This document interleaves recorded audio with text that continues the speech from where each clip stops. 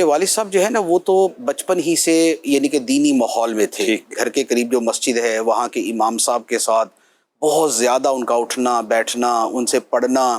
انہوں نے ہی کسی جگہ بیعت کروایا. ایک بہت بڑے سنی پیر تھے، عالم تھے، مولانا مہر محمد خان ہمدم رحمۃ اللہ علیہ. بڑے متسلم سنی رضوی نقشبندی سلسلہ تھا ان کا. تو ان سے بیعت ہوئے. تو یوں ماحول تو تبھی سے تھا. اچھا، پھر دوسری بات یہ تھی کہ والد صاحب کو علماء سے بڑی محبت تھی. تو علماء کی تقریریں سننا، ان کے پاس بیٹھنا، یہ ان کا بہت ایک پختہ مزاج تھا. اور اس میں بطور خاص جو یہ مولانا مہر محمد خان ہمدم رحمۃ اللہ علیہ تھے، ان کی سوچ کے اندر ایک جسے کہتے ہیں نا عالم ربانی والا جو کردار ہے کہ امر بالمعروف و نہی عن المنکر، یہ بہت زیادہ تھا.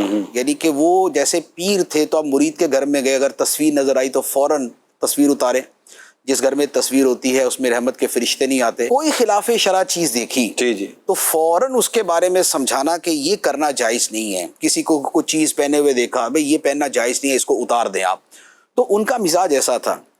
اور والد صاحب ان کے ساتھ بہت زیادہ اٹیچ تھے. تو ان کو دیکھ دیکھ کے والد صاحب کا اپنا مزاج بھی یہی تھا، نیکی کی دعوت کا.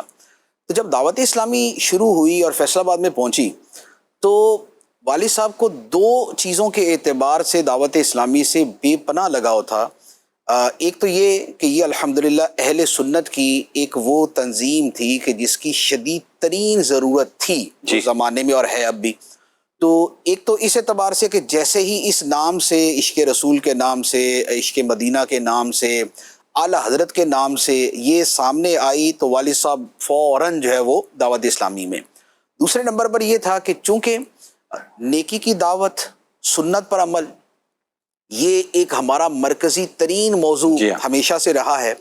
تو والد صاحب کا عمل اس اعتبار سے یہی تھا کہ وہی نیکی کی دعوت والا ذہن ذوق پرانا پہلے سے موجود تھا، اور سنت پر عمل بھی وہ پیر صاحب کی وجہ سے بہت زیادہ تھا کہ والد صاحب پہلے بھی یہ سفید لباس پہننا، سر ڈھانپ کے رکھنا، کھانے پینے کے اندر سنتیں اور آداب کا خیال کرنا، یہ پہلے ان کے مزاج میں تھا. تو اب جب ایک تنظیم ایسی آئی تو یوں سمجھ لیں کہ ایک قطرہ جو ہے وہ بہت جگہوں پہ سیراب کرنا چاہتا ہے اور خود دریا اس کے ساتھ آ کے مل جائے اور اسے یہ پتا ہو کہ میں اس دریا کا حصہ بن کے میں بہت وسیع پیمانے پر سیرابی کا حصہ بن سکتا ہوں، تو اس سے بڑھ کے ان کے لیے کیا خوشی تھی. تو اس لیے دعوت اسلامی کے یوں کہہ لیں کہ فیصل آباد کے شروع کے جو 3-4 سب سے پہلے والے جو اسلامی بھائی بنے یعنی دعوت اسلامی کے، یعنی کہ ممبرز جو بھی جس انداز میں بھی تھے بنے، منسلک ہوئے دعوت اسلامی سے، تو ان میں والد صاحب شامل تھے.